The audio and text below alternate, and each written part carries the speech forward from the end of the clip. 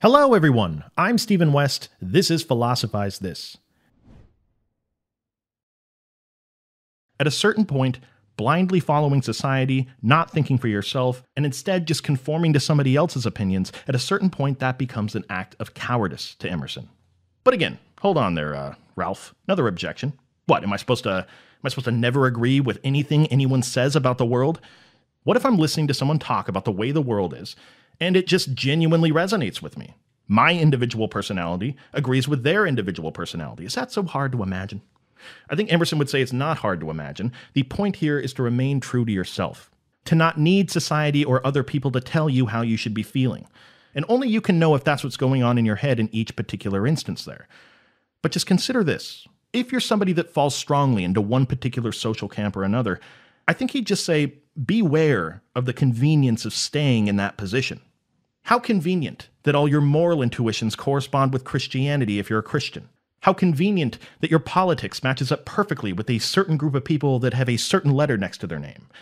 How convenient that every time you listen to a certain show, you find yourself agreeing with everything the host is saying. I think he'd say, don't underestimate people's willingness to conform to the ideas of others just so that they don't have to live in the often difficult place of true nonconformity.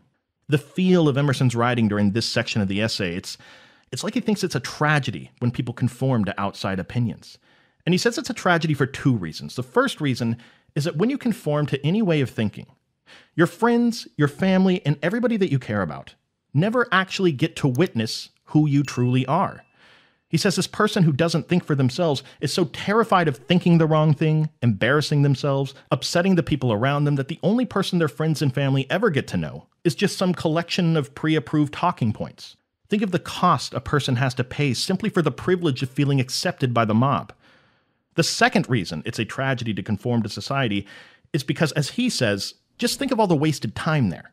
For every second you spend proselytizing a religion, a philosophy, a political ideology, for every second you volunteer to be an unpaid mercenary on behalf of someone else, that is a second wasted towards the cause of actually creating something valuable with your time here, where you can truly make a contribution to society with your own unique skill set, experience, and expertise. This is one of the mistakes of the American citizens during the time of Emerson.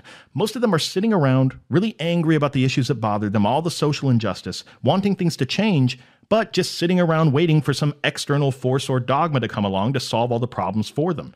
But Emerson would ask, how many of those people were being individuals, using their unique talents to create something that actually tries to move things in the right direction? It's in this spirit that Emerson thinks that the solution to conformity is obvious. It's nonconformity. And if conformity comes about by looking outside of ourselves for how we should be feeling about the world, then true nonconformity is only going to come from a turn inward.